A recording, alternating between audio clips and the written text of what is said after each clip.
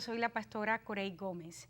De verdad siempre para mí es un gran honor, pero también una gran responsabilidad poder compartir con ustedes la palabra que el Señor me entrega, poder entregarla de una manera que sea entendible, pero al mismo tiempo que produzca en ustedes el cambio, pueda traer edificación a sus vidas y a sus familias.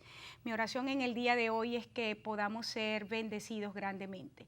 Quiero decirte que durante el tiempo de programa y tienes mi número de teléfono y si tienes necesidad, puedes llamarnos. Hay gente esperando para orar contigo, para ministrarte también una palabra. Y también quiero invitarte a que estés con nosotros en nuestra congregación. Somos una congregación especialmente dirigida a líderes, permíteme decírtelo así. Somos muy centrados en la palabra, creemos en el equipamiento del cuerpo de Jesucristo y me gustaría invitarte a que compartieras con nosotros durante esta nueva estación. Empecé una serie que le he titulado Principios de Edificación, basado en el libro de Nehemías, en el personaje de Nehemías. Y ayer estaba tratando con ustedes, en el programa anterior estaba tratando con ustedes cuatro características del hombre o la mujer de Dios, de ese líder, de esa persona que Dios levanta para edificar, esa persona a quien Dios coloca en un lugar específico, posiciona estratégicamente para que se convierta en el colaborador de Dios con el poder del Espíritu Santo, de tal manera que el cuerpo, la gente, los que le rodean puedan ser edificados y puedan ser gente que se acerque a su Dios de una manera diferente, tal como la palabra lo establece. Y rápidamente me gustaría ver, porque estábamos mirando en el capítulo 1 de Nehemías y leíamos en el verso 3 que Nehemías hace una pregunta a su hermano que viene y le dice: mira cómo está la gente de Judá, cómo está Jerusalén, cómo está la ciudad. Y cuando Nehemías recibe el reporte, ahí lo vemos descrito, le dice que la ciudad estaba aún con las murallas derribadas, que las puertas estaban quemadas y que el pueblo estaba en gran oprobio. Dice la Biblia allí en Nehemías que él lloró, se dolió delante del Señor y decide venir a Dios en ayuno y oración. Y veíamos ayer 3 de estas 4 características que quiero compartir. Voy a mirar rápidamente estas 3 características, luego vamos a ver la 4ª característica. La primera es que cuando hay una situación alrededor nuestro y nosotros somos gente del Señor, lo primero que hacemos como hombres y mujeres de Dios es que tenemos un claro reconocimiento del problema. Te decía que Nehemías hizo las preguntas claves, las preguntas específicas para él poder tener una visión de lo que estaba ocurriendo. Entonces, tener un concepto claro, una evaluación clara de cuál es la situación. La segunda cosa que estudiábamos el día de ayer es que el líder no solamente puede hacer esa evaluación, sino que de manera personal se involucra en el problema, o sea, de manera personal asume la situación como suya. Y te decía el día de ayer que Nehemías no, era un hombre que estaba como copero del rey, su condición y su posición eran excelentes, eran ideales, y cualquier persona en su condición dice: bueno, Señor, te doy gracias porque me has bendecido, te doy gracias porque a los míos los has guardado, y bueno, Señor, mira la situación que está pasando. No, encontramos que a pesar de que Nehemías era copero del rey, estaba en el palacio al lado del rey, Nehemías decide que él era una persona que podía convertirse en el agente de cambio para la situación. Y encontramos entonces aquí que se preocupa y se involucra de tal manera en la situación que asume para sí el problema. Encontramos, entonces, esto nos lleva a la tercera característica, que es que cuando él viene delante del Señor con el problema, entonces la oración que hace, a causa de que él se involucra en esto, es una oración de arrepentimiento por el pecado, de confesión por el pecado. Y y lo hace no mis antepasados pecaron, sino hemos pecado, Señor. Nosotros nos hemos apartado de ti. Nosotros hemos colocado dioses ajenos delante de nosotros. Y vemos esa oración de Nehemías de reconocimiento, de arrepentimiento, pero también de manera muy particular una oración donde le manifiesta a Dios que por ser Él un Dios bueno, un Dios grande, un Dios temible, un Dios como ningún otro Dios, también era un Dios de pacto. Y qué importante, porque yo cerraba el programa ayer y te decía que nosotros, la iglesia del Nuevo Testamento, somos una iglesia que estamos fundamentados en el pacto de Jesucristo. Y el pacto de Jesucristo tuvo lugar y tiene lugar en nuestras vidas, esa causa de la cruz de Cristo. Por eso es que cuando como iglesia sacamos de nuestra enseñanza la cruz de Cristo, estamos robando a la gente de recibir los beneficios del pacto. Estamos robando a la gente de caminar en la bendición que nosotros recibimos a causa de que Jesús muere, pero resucita, es levantado y es honrado a lo sumo, colocado a la diestra del Padre en las alturas, y a causa de toda esa obra, nosotros hoy, porque nos hemos acercado al Señor, porque hemos venido con un corazón arrepentido, somos beneficiarios del pacto. Y ahora hoy por las llagas de Jesús tenemos sanidad. Él se hizo pobre para que fuésemos ricos. Él tomó un nombre, el Hijo del Hombre, para que nosotros recibiéramos el nombre hijos de Dios. Él se dio a sí mismo para que el pecado viniera sobre Él de tal manera que ahora nosotros podamos caminar en santidad. Y pudiese seguir hablando de todos los beneficios del pacto, pero venir al Señor en oración con el problema, que es la tercera cosa, es poder reconocer, además de todo, además de que, bueno, sí, Señor, lo hicimos mal, nos apartamos, nos arrepentimos, es reconocer, es poner sobre la mesa, Señor, pero tú eres un Dios que ha prometido, y en estas promesas, Señor, nosotros podemos creer que eres lo suficientemente bueno para traer esas promesas a cumplimiento a nuestras vidas. Ahora, el cuarto factor que me gustaría tratar hoy, que creo que es sumamente importante para luego tratar 4 principios de preparación, cómo Dios prepara entonces al líder. La cuarta cosa es que el verdadero hombre y mujer de Dios que han sido escogidos por Dios para un tiempo como este, como lo decía Esther, es que se caracteriza por una actitud diligente frente al problema. Es decir, no es solamente diligente en cuanto a qué voy a hacer, cómo es que voy a producir los cambios que se necesitan, sino que lo hace de una manera fiel, de una manera activamente fiel. Permíteme usar esa frase. Y nos encontramos de forma interesante cómo fue que Nehemías, durante ese tiempo de oración, entendiendo, Señor, ciertamente la ciudad está destruida, Señor, ciertamente estamos viviendo las consecuencias de nuestro pecado. Sin embargo, Nehemías en su corazón decide, Señor, yo soy la persona que tú puedes utilizar para que el trabajo se haga. Me gusta, porque esto nos lleva a nosotros como gente de Dios en un tiempo como este, porque algo que yo veo muy común en la iglesia, el hecho de tener pues toda la vida en la iglesia y estar por tantos años en el liderazgo de la iglesia, primero pues como una muchacha que yo serví en la iglesia por muchísimos años en diferentes áreas. Serví en el área de evangelismos y misiones, serví en el área de escuelas dominicales, serví en el área del trabajo con jóvenes, trabajé en la adoración y la alabanza por muchísimos años. Bueno, todavía no salgo de eso, pero siempre me he encontrado, no solamente en mi trabajo como parte del liderazgo y luego como en esa parte activa dentro del ministerio, a nivel pastoral, a nivel como profeta de naciones, me he encontrado siempre con lo mismo.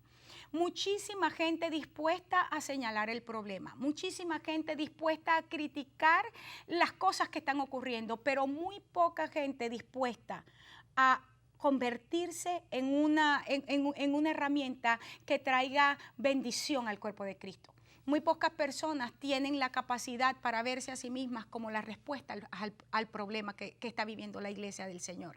Y encontramos que Nehemías nos enseña que no era suficiente el venir al Señor para orar y para presentar al Señor el pecado del pueblo y para arrepentirse por él y por el pueblo, sino para decir, Señor, heme aquí, envíame a mí. Encontramos la misma actitud en Isaías, cuando leemos allá en el libro de Isaías, cuando él empieza a describir su encuentro con el Señor. Dice que cuando Usías muere, cuando muere aquel rey, entonces el profeta Isaías se encuentra y tiene una visión que transforma su, vamos a decir, su vida completa como profeta. Y empieza él diciendo, vi el Señor alto y sublime y sus faldas llenaban el templo. Y aquella descripción tan majestuosa del trono de Dios y empieza a decir, y serafines que volaban, y empieza a describir cómo se movían los serafines. Pero en un momento de aquel encuentro en la presencia del Señor, entendiendo Isaías, porque Isaías es el profeta en el Antiguo Testamento que más profetiza sobre el Mesías. De hecho, el libro de Isaías se considera como el evangelio del Antiguo Testamento. Y encontramos en uno de esos momentos, ya en el clímax de la visión que está teniendo Isaías con el trono de Dios, que Isaías empieza y dice, ¡ay de mí! Dios mío, ¿cómo es que yo, siendo un hombre inmundo de labios, han visto mis ojos al Señor? Y nos empieza a describir. Para mí, una de las cosas más espectaculares de lo que Dios hace en nuestras vidas como gente de Él. Recuerda que para ese momento ya Isaías era un hombre que estaba caminando en el ministerio profético. Era un hombre comisionado. Y aún dice, ¿cómo es que yo, siendo un hombre inmundo de labios, han visto mis ojos al Señor? David dice de esta manera, ¿quién subirá al monte de Jehová? ¿Quién estará en su santo monte? ¿Quién podrá estar en su presencia? El limpio de manos, responde él, el puro de corazón, el que no ha llenado su alma con cosas vanas, el que no ha jurado con engaño. Él recibirá, él verá. Hay esa descripción. Isaías entiende esto y dice, Señor, ¿cómo es posible que esto ocurrió? Y en ese momento dice que el ángel vuela, toma uno de los carbones encendidos y lo coloca en los labios de él. Y le dice, con esto es quitado tu culpa y es limpio tu pecado. Creo que estamos en un momento donde si somos gente que verdaderamente quiere ser usado por Dios para traer cambios sustanciales, no solamente, hermanos, dentro de la iglesia, porque estamos, te vuelvo a repetir y lo seguiré repitiendo, estamos viviendo la reforma más profunda que jamás haya vivido la iglesia de Cristo, históricamente hablando. Pero al mismo tiempo, estamos en medio de un tiempo donde las naciones de la tierra están en crisis. Necesitamos como gente de Dios, como pueblo de Dios, como iglesia de Cristo, establecernos en esa posición para la cual Dios nos llamó y podernos convertir verdaderamente en los sacerdotes que puedan ministrar a un mundo sin Cristo. Cuando el mismo Isaías habla en el capítulo 60 y diciendo que he aquí que las tinieblas cubrirán la tierra. He aquí que vendrá tinieblas a las naciones. Pero dice esto, pero sobre ti amanecerá Jehová, sobre ti será vista su gloria. Y esa declaración, hermanos, no es para nosotros decir qué rico, qué bien estoy, sino que la gloria de Dios es depositada en nuestras vidas, que la luz de Dios viene sobre nuestras vidas para que las naciones que están feneciendo, que están siendo destruidas en su pecado, puedan recibir, porque hay agentes de cambio, tú y yo, gente que está recibiendo de parte de Dios. Tengamos el corazón para poder ir y traer transformación y traer cambios profundos a nuestras naciones. Eso es lo que estamos viendo. Ahora, el último factor es que, como te decías, hay una actitud diligente, pero fiel, para traer los cambios que se requieren. Y vuelvo a decir, tanto dentro del cuerpo de Jesucristo, y eso me incluye a mí como persona, como a las naciones de la tierra. Ahora bien, a partir de aquí yo puedo mirar 4 principios que Dios, 4 principios fundamentales que veo en cómo Dios prepara al líder para que pueda llegar a esto que hizo Nehemías. Y quisiera compartir esto contigo en los próximos 12 minutos. Espero tener el suficiente tiempo y si no, pues seguiré en mi próximo programa. Pero una de las cosas es que entender que normalmente estamos en situaciones donde a menos que Dios produzca cambios allí, nosotros no podemos caminar en el comisionamiento. Ya terminamos de ver y encontramos Nehemías reconoció el problema, Nehemías se involucra activamente en el problema, decide que él es el factor de cambio, pero Nehemías tenía cosas que hacer. Nehemías era el copero del rey. Nehemías no podía decir, ok, rey, dame vacaciones, me voy de vacaciones para el país de donde vienen mis padres, porque bueno, hay algunas cosas que tengo que hacer. Nehemías sabía que el tiempo del comisionamiento en su vida estaba marcado porque habían puertas que tenían que ser franqueadas.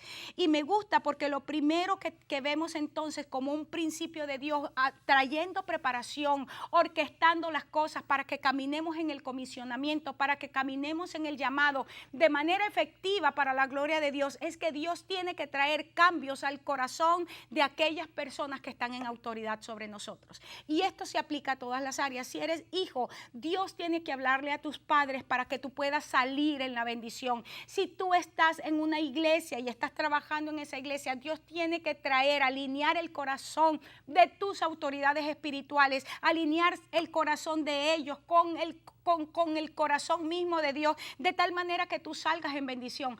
¿Cuánta gente inicia su comisionamiento que no dudo en muchísimos de los casos viene de parte de Dios, pero por no esperar puertas francas en su vida, puertas abiertas en su vida con respecto a las áreas de autoridad, en las personas de autoridad bajo quien estás, entonces salen en peleas, salen en guerra, salen en maldición. Y déjame decirte, tengo suficiente tiempo en la iglesia como para establecerlo prácticamente como un principio. La mayoría de estas personas andan divagando de aquí para allá, saltando de iglesia en iglesia, y en lugar de ser bendición a los lugares que van, en la mayoría de los casos son de maldición, permíteme usar esa palabra, porque traen divisiones, sus amarguras que están arrastrando de la iglesia anterior donde estuvieron o de la relación anterior donde estuvieron, están arrastrando esa amargura, culpando a todo el mundo porque no pueden mirar el florecimiento de su llamado, el florecimiento de su comisionamiento, y entonces van dañando por todas partes. Estoy no solamente cansada de ver esto, sino, hermanos, yo creo que es tiempo de que le pongamos un alto a esto. Y si es tu caso, de la gente que me está oyendo, si este es tu caso donde tú has salido y tienes 4, 5, 10, 15, 20 años caminando, pero sigues vagando por el camino, vagando por el mundo y todavía no encuentras un lugar donde sembrarte y echar raíces, vuélvete al principio y sale en bendición. Vuélvete al principio y camina en bendición. Esto es muy importante. Hace un poco tiempo el Señor puso en mi corazón contactar personas que habían salido de nuestro ministerio no en las mejores maneras para bendecirlos. Y una de las llamadas que le hice a una persona, yo contacté varias personas y gracias al Señor varias respondieron y pude hacer lo que tenía que hacer. Pero hubo una en particular que cuando le llamé y le dije quién era, inmediatamente la voz de la persona se puso así como diciendo, bueno, vamos a ver quién de las dos es más macha. Y todavía le digo, bueno, es que me gustaría hablar contigo. Y esta persona me responde, en este momento no tengo tiempo. En este momento la verdad que, en otras palabras, lo que yo podía leer entre líneas, no estoy interesada en conversar contigo. Y yo pensaba dentro de mí como cuando Eliseo con aquel rey antes de morirse vino. Si supieras lo que tengo para ti, o sea, lo que había en mi corazón era quiero bendecirte, quiero soltarte, quiero declarar sobre tu vida que este es un tiempo donde ministerialmente vas a florecer, quiero enviarte en el orden de Dios. Y la persona me dijo, ¿sabe qué? Ahorita no tengo tiempo para hablar contigo, te llamo el día que tenga vacaciones. Y yo digo, bueno, así será. Y cuando yo colgué, dije, Señor, verdaderamente que la gente le pasan las cosas, reciben palos y palos y palos por la calle, pero seguirán recibiendo porque sus corazones, en lugar de enternecerse, simplemente se han endurecido más y son una piedra. O sea, se han vuelto una piedra y son esa piedra de tropiezo para muchísimas personas. Yo espero que no sea el caso de la mayoría de los que me oyen, pero si fuese, yo declaro en el nombre de Jesús que en este día tú puedes entender que Dios tiene un orden. En el caso de Nehemías, si lees aquí en el verso 11, el capítulo 1, le dice Nehemías de esta manera: te ruego, Señor, que esté atento ahora tu oído a la oración de tu siervo, a la oración de tus siervos, quienes desean reverenciar tu nombre. Ya en este momento Nehemías estaba comprometido y le dijo: Señor, yo soy la persona que puedes usar. Pero fíjate cómo continúa él la oración y le dice: concede ahora buen éxito a tu siervo y dale gracia delante de aquel varón, porque yo servía como copero del rey. Él se está refiriendo: dame la gracia delante del rey, dame la gracia de tal manera que mi salida sea en el orden tuyo. Nehemías sabía que iba a llegar a una ciudad que estaba destruida, una ciudad que estaba desierta, una ciudad cuyos habitantes estaban desanimados, estaban enfermos, estaban entristecidos, y Nehemías sabía que para traer el orden de Dios, él tenía que llegar en orden. En el nombre de Jesús yo declaro que tú entiendes este principio. Y si tienes que regresar al lugar donde saliste para que puedas salir en el orden, en el nombre de Jesús, hazlo. Al fin y al cabo has perdido años y Satanás robándote y Satanás sacando la cosecha, y pareciera que estás trabajando y poniendo en saco roto. Yo declaro en el nombre de Jesús que tú puedes caminar en esto. La segunda cosa que yo veo es que orar y esperar, o sea, dentro de los principios, no solamente dentro de las cosas que Dios va a usar, es que va a traer gracia sobre tus autoridades, va a abrir esas puertas y que son importantes en nuestra vida. Lo segundo es entender que hay un periodo donde el orar va de la mano con planificar, con creerle a Dios, porque va a venir a cumplimiento ese tiempo. Y yo veo aquí algo interesante. Cuando leemos en Nehemías capítulo 1, verso 1, miramos que fue en el mes de Quisleu que inicia cuando él recibe permíteme revisar otra vez, sí, mes de Quisleu, donde él recibe la noticia de la condición de la ciudad. Y cuando leemos en Nehemías 2, verso 1, cuando él ya tiene las puertas abiertas para salir, era el cuarto mes, era el mes de Nisán. Por 4 meses indica que Nehemías no solamente estuvo orando por gracia, pero Nehemías encontramos, de acuerdo a la respuesta que le da el rey, de acuerdo a la respuesta que él entrega el día que es llamado por el rey, Nehemías había utilizado 4 meses para planificar cuidadosamente su viaje. 4 meses para planificar cuidadosamente las cosas que necesitaba para restaurar, cuáles eran los caminos que debía atravesar, cuáles eran las naciones que debía atravesar, cuáles eran las personas con las que tenía que entrar en trato. Bien interesante, porque nuestro problema como gente de Dios, la mayoría de nosotros, es que ciertamente reconocemos: ok, Señor, tengo esta situación, tengo este problema, estoy atascado, hay este problema en la iglesia, venimos y oramos, y el tiempo empieza a pasar, pero no actuamos de manera proactiva. No somos proactivos en la situación. Proactivo significa que cuando yo empiezo a diagnosticar la situación, cuando yo empiezo a mirar cuáles son las cosas, qué es lo que realmente está sucediendo, yo puedo empezar a hacer una lista y decir: bueno, si los muros están en el suelo, yo necesito usar cemento, necesito usar cabilla, necesito usar piedra, necesito usar materiales de construcción. ¿Cuánto necesito? Bueno, el muro va a ser de tal ancho, el muro va a ser de tal altura, el muro va a medir tanto. Entonces, en base a eso necesito tantas cosas, necesito tales personas.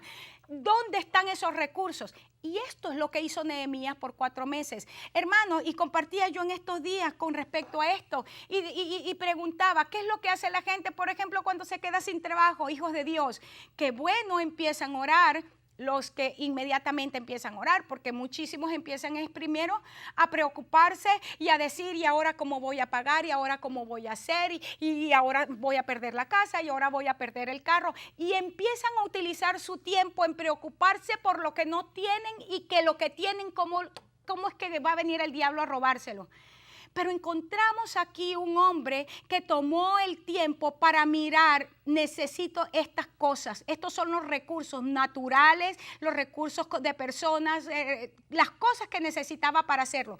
Cuando una persona se queda sin trabajo, vuelvo a lo que estaba diciendo anteriormente, de repente estuviste en ese trabajo 10 años, Por 10 años no te has preocupado en saber cuáles son las demandas que hay en el mercado. Entonces, si eres una persona, por ejemplo, si eres un soldador o si eres un ingeniero civil o si eres un médico y tienes 10, 15 años que llegaste a este país, no tienes trabajo, ¿qué es lo que necesitas hacer en el momento que pierdes lo que tienes? Lo que necesitas hacer es revisar cuáles son las condiciones que están reinando en el tiempo presente. ¿Qué cosas sabes? ¿Qué cosas puedes? ¿Qué cosas tienes en la mano? Pero también qué cosas no puedes, qué cosas no tienes en la mano. ¿Cuáles son esas destrezas que necesitas adquirir? Porque no has ido a estudiar en 15 años, no sabes cómo está la tecnología, no sabes cuáles son los últimos programas de computación. Lo primero que una persona, volviendo el caso de quedarse sin trabajo, debería hacer es mirar cuáles son las cosas que debe aprender y tomar el tiempo y decir, ok, yo necesito prepararme en esta área para que atacar el problema desde la perspectiva. Pero nuestro problema es que nosotros todo lo queremos microondas, todo lo queremos para ayer y pensamos que la respuesta de Dios tiene que ser para ayer.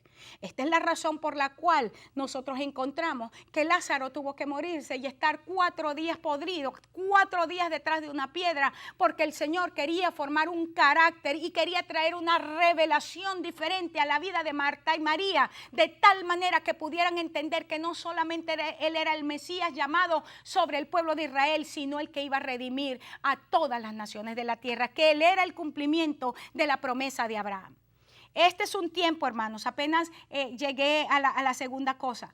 Este es un tiempo donde tú y yo necesitamos entender que la fe no es sinónimo de desorden, la fe no es sinónimo de pasividad, la fe no es sinónimo de sentarme allí en desorden y esperar a ver qué hace Dios. No, la fe es un verbo en el original y implica acción.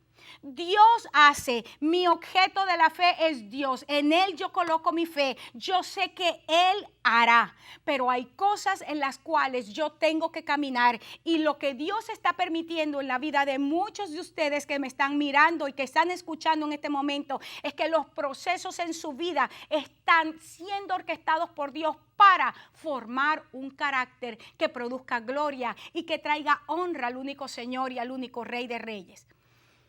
Voy a dejar la enseñanza hasta aquí porque ya mi tiempo se terminó. Sin embargo, déjame decirte, estás en el mejor momento si estás aquí.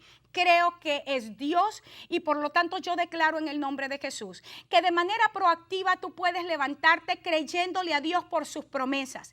Que en el nombre de Jesús tus sentidos se abren para escuchar que Dios está diciendo de manera que tú en esa instrucción puedas caminar para ver su gloria.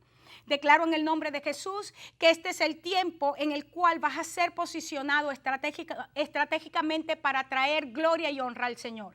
Te espero en mi próximo programa. Dios te bendiga.